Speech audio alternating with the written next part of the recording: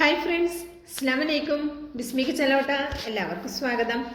ഇന്ന് നമ്മൾ അടയൊന്നുമില്ലാതെ ഒരു അടപ്പായസം കേട്ടോ തയ്യാറാക്കി എടുക്കുന്നത് എങ്ങനെയാണെന്ന് നോക്കാം. അതിനായിട്ട് ഞാനിവിടെ ആദ്യം തന്നെ എടുത്തിട്ടുള്ളത് ഒരു ക്യാരറ്റാണ്. ഒരു ക്യാരറ്റ് തോലൊക്കെ കളഞ്ഞ് വൃത്തിയാക്കി എടുത്തതിന് ശേഷം ഒന്ന് ഗ്രേറ്റ് ചെയ്തെടുക്കണം. ചെറിയൊരു ഹോളിലിട്ടിട്ട് നന്നായിട്ട് ഗ്രേറ്റ് ചെയ്തെടുക്കാം കേട്ടോ. ഇതുപോലെ ചെറുതാക്കി വേണം ഗ്രേറ്റ് ചെയ്തെടുക്കാനായിട്ട്. അപ്പോൾ വീഡിയോ ഇഷ്ടമാകുകയാണെങ്കിൽ കാണുമ്പോൾ തന്നെ ഒരു ലൈക്ക് തന്ന് സപ്പോർട്ട് ചെയ്യാൻ ആരും മറക്കരുത് കേട്ടോ. നിങ്ങളുടെ ലൈക്ക് പ്രധാനമാണ്. അതുകൊണ്ട് എല്ലാ കൂട്ടുകാരും കാണുമ്പോൾ തന്നെ ഒരു ലൈക്ക് തന്നേക്ക് സപ്പോർട്ട് ചെയ്യാൻ ആരും മറക്കരുത് കേട്ടോ. അപ്പോൾ ഇതുപോലെ ഒരു പാൻ എടുപ്പത്ത് വെച്ച് കൊടുത്തിട്ടുണ്ട്. ഇനി ഇതിലേക്ക് 1/4 കപ്പ് പഞ്ചസാര ചേർത്ത് കൊടുക്കുക. ഞാൻ മീഡിയം ഫ്ലെയിമിലാണ് വെച്ചിട്ടുള്ളത്. ഇപ്പോൾ ചൂട് കട്ടിയുള്ള പാത്രമാണെങ്കിൽ മീഡിയം ഫ്ലെയിമിൽ വെച്ചിട്ട് നമുക്ക് കാരമൽ ചെയ്തെടുക്കാം. ചൂട് കട്ടിയില്ലാത്ത പാത്രത്തിലാണ് കാരമൽ ചെയ്തെടുക്കുന്നതെങ്കിൽ നിങ്ങൾ ഏറ്റവും ലോ ഫ്ലെയിമിലിട്ടിട്ട് കാരമൽ ചെയ്തെടുക്കണം. കാരമൽ കരിയാനും പുക വരാനും പാടില്ല. അതുകൊണ്ടാണ് അങ്ങനെ വന്നു കഴിഞ്ഞാൽ ടേസ്റ്റൊക്കെ മാറും കേട്ടോ. അതുകൊണ്ടാണ് നമ്മൾ ചൂട് കട്ടിയുള്ള പാത്രത്തിൽ ശരിക്കും ചെയ്തെടുക്കുന്നത് നല്ലത്. അപ്പോൾ ഇതുപോലെ ഒന്ന് കാരമലായി വരുന്ന സമയത്ത് ഇതിലേക്ക് 1 ടേബിൾ സ്പൂൺ ബട്ടർ ചേർത്ത് കൊടുത്തിട്ടുണ്ട്. അപ്പോൾ ഈ ബട്ടർ ഒന്ന് മെൽറ്റായി വരണം. ഞാനിപ്പോൾ മീഡിയം ഫ്ലെയിമിൽ തന്നെയാണ് ഇട്ടിട്ടുള്ളത്. ബട്ടർ കൂടെ മെൽറ്റായി വന്നപ്പോൾ ഈ ഒരു കളറായി വന്നിട്ടുണ്ട്. ഇനി ഓവർ കളറൊന്നും ആകണ്ട കേട്ടോ. ഇനി ഇതിലേക്ക് നമ്മൾ ചേർത്ത് കൊടുക്കുന്നത് 4 ടേബിൾ സ്പൂൺ വരുന്ന മിൽക്ക് മെയ്ഡാണ് ചേർത്ത് കൊടുക്കുന്നത്. ഈ 1/4 കപ്പ് പഞ്ചസാരയും 4 ടേബിൾ സ്പൂൺ മിൽക്ക് മെയ്ഡും ഈ ഒരു റെസിപ്പിക്ക് കറക്റ്റ് മധുരമാണ് കേട്ടോ. നമുക്ക് ഓവറായിട്ട് മധുരം വേണമെന്നുണ്ടെങ്കിൽ മാത്രം 1-2 ടേബിൾ സ്പൂൺ പഞ്ചസാര പിന്നീട് ചേർത്ത് കൊടുത്താൽ മതി. അപ്പോൾ ഇതുപോലെ ഒന്ന് നമ്മൾ മിൽക്ക് മെയ്ഡ് ചേർക്കുന്ന സമയം ഇതുപോലെ ഒന്ന് കട്ടയാകും. പിന്നെ അപ്പോൾ തന്നെ ഒന്ന് മെൽറ്റായി റെഡി ആയിക്കോളും. ഇതിലേക്ക് ഞാൻ ചേർത്ത് കൊടുക്കുന്നത് 1/2 ലിറ്റർ പാലാണ്. നമ്മൾ തിളപ്പിക്കൊന്നും വേണ്ട കേട്ടോ. തിളപ്പിക്കാത്ത പാൽ ഉപയോഗിക്കുക. അതുപോലെ ഞാനിപ്പോൾ കവർ പാൽ അങ്ങനെ ഫ്രിഡ്ജിൽ നിന്ന് എടുത്തിട്ടാണ് ഉപയോഗിക്കുന്നത്. അപ്പോൾ ഈ തണുത്ത പാൽ ഒഴിക്കുന്നതുകൊണ്ട് തന്നെ ഈ നമ്മൾ കാരമലായി വന്നത് ഒന്ന് കട്ടയാകാൻ ചാൻസ് ഉണ്ട്. അത് എന്നാലും ഹൈ ഫ്ലെയിമിൽ വെച്ചിട്ടൊന്ന് തിളപ്പിക്കുന്ന സമയത്ത് പെട്ടെന്ന് തന്നെ മെൽറ്റായി വന്നോളൂ കേട്ടോ.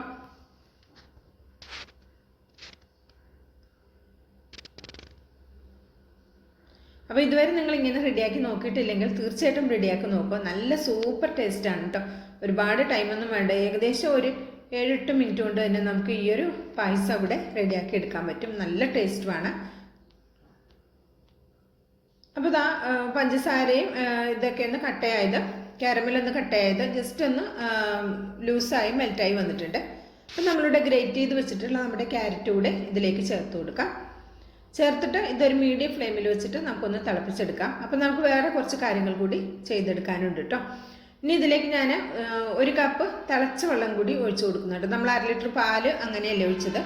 അപ്പോൾ 250 ml കപ്പിൽ 1 കപ്പ് വെള്ളം തിളപ്പിച്ചിട്ട് ഒഴിച്ചു കൊടുത്താൽ മതി കേട്ടോ. ഇനി ഞാൻ എടുത്തിട്ടുള്ളത് മക്രോണയാണ് കേട്ടോ. മക്രോണ നമുക്കൊന്ന് പൊടിച്ചെടുക്കണം. അതാണ് ഞാൻ നേരത്തെ പറഞ്ഞത്. നമ്മൾ അടയൊക്കെ തയ്യാറാക്കുന്ന പോലെ തന്നെ നമുക്ക് അടപ്പായസം മക്രോണ വെച്ചിട്ട് തയ്യാറാക്കി എടുക്കാൻ പറ്റും. നല്ല ടേസ്റ്റ് തന്നെയാണ് കേട്ടോ. അപ്പോൾ ഇത് അട വെച്ച് ചെയ്തതാണെന്ന് തന്നെ തോന്നുള്ളൂ. അട കൊണ്ടല്ല, ഇത് മക്രോണ കൊണ്ട് ചെയ്തതാണെന്ന് നമ്മൾ പറഞ്ഞാൽ മാത്രമേ അറിയുള്ളൂ. അല്ലാതെ അറിയാനല്ല. നല്ല ടേസ്റ്റാണ് കഴിക്കാനായിട്ട്. അപ്പോൾ ഇത് പാലൊക്കെ നന്നായി തിളച്ച് വന്നതിന് ശേഷമാണ് നമ്മൾ മക്രോണ പൊടിച്ചത് ചേർത്ത് കൊടുക്കുന്നത്. പൊടിക്കുമ്പോൾ ശ്രദ്ധിക്കേണ്ടത് ക്രഷ് ചെയ്തെടുക്കുക വേണ്ടത്. ഒരുപാട് പൊടിഞ്ഞ് ഫൈൻ പേസ്റ്റായി പോകരുത്. അത് പ്രത്യേകം ശ്രദ്ധിക്കുക. ഒന്ന് കറക്കി ഒന്ന് എടുത്താൽ മതി കേട്ടോ. ഇപ്പോൾ ഇത് നന്നായി തിളച്ച് വന്നിട്ടുണ്ട്. അപ്പോൾ ജസ്റ്റ് ഒന്ന് കുറുകി വന്നിട്ടുണ്ട്. പിന്നെ ഇതൊരു 5 മിനിറ്റോളം ഇട്ടൊന്ന് ഒരു മീഡിയം ടു ലോ ഫ്ലെയിമിലിട്ടൊന്ന് തിളപ്പിച്ചെടുക്കുമ്പോൾ ഇതുപോലെ ഒന്ന് നമ്മുടെ മക്രോണയൊക്കെ വെന്ത് നല്ല കുറുകി വന്നിട്ടുണ്ടാവും. അപ്പോൾ ഇനി നമ്മൾ ഇതിലേക്ക് ഫ്ലേവറിനായിട്ട് ഏലക്കയുടെ പൊടിയാണ് ചേർത്ത് കൊടുക്കുന്നത്. പിന്നെ ഇതിലേക്ക് 1 ടീസ്പൂൺ നെയ്യ് ഒന്ന് മെൽറ്റാക്കി അതിലേക്ക് ഒരു 5-6 അണ്ടിപ്പരിപ്പൊന്ന് എന്താ പറയുക മൂപ്പിച്ചെടുത്തിട്ടുണ്ട്. അതുകൂടെ ചേർത്ത് കൊടുക്കുക. എന്നിട്ട് അങ്ങ് ഫ്ലെയിം അങ്ങ് ഓഫാക്കിയേക്കാം. ഇത്രയും മതി. ഇപ്പം തന്നെ ഇത് അത്യാവശ്യം കുറുകിയിട്ടുണ്ട്. ഇനി തണുക്കുന്ന സമയത്ത് നന്നായിട്ട് കുറുകി വരും. അപ്പം തണുത്ത് വരുന്ന സമയത്ത് നല്ലോണം അത് കുറുകിയിട്ടുണ്ടെങ്കിൽ നിങ്ങൾ ഒരല്പം ചൂടുവെള്ളം ഒഴിച്ചു കൊടുത്താൽ മതി. പാലൊന്നും ചേർക്കേണ്ട ആവശ്യമില്ല. ഇതിപ്പോൾ ഒരു കറക്റ്റ് പാകത്തിനാണ് ഇത് നമ്മൾ ഫ്ലെയിം അങ്ങ് ഓഫാക്കിയിട്ടുള്ളത്. ഇതിൽ കട്ടയാകാൻ നിൽക്കണ്ട കേട്ടോ.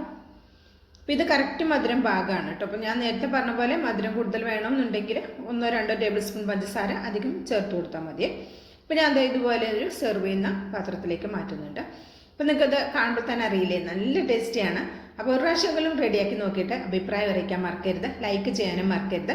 ബിസ്മി കിച്ചൺ എന്ന യൂട്യൂബ് ചാനൽ സബ്സ്ക്രൈബ് ചെയ്ത് കാണുന്നതിൻ്റെ എല്ലാ പ്രിയ കൂട്ടുകാരും ഒന്ന് സബ്സ്ക്രൈബ് ചെയ്ത് ബെല്ലൈക്കണം എന്ന് എനേബിൾ ചെയ്ത് വെച്ചാൽ നമ്മളിടുന്ന വീഡിയോസിൻ്റെ നോട്ടിഫിക്കേഷൻ നിങ്ങളിലേക്ക് കറക്റ്റായിട്ട് എത്തും. അപ്പോൾ ഇൻഷാ അല്ലാഹ് അടുത്തൊരു വീഡിയോയുമായിട്ട് വരാം. എല്ലാവർക്കും നന്ദി, നമസ്കാരം.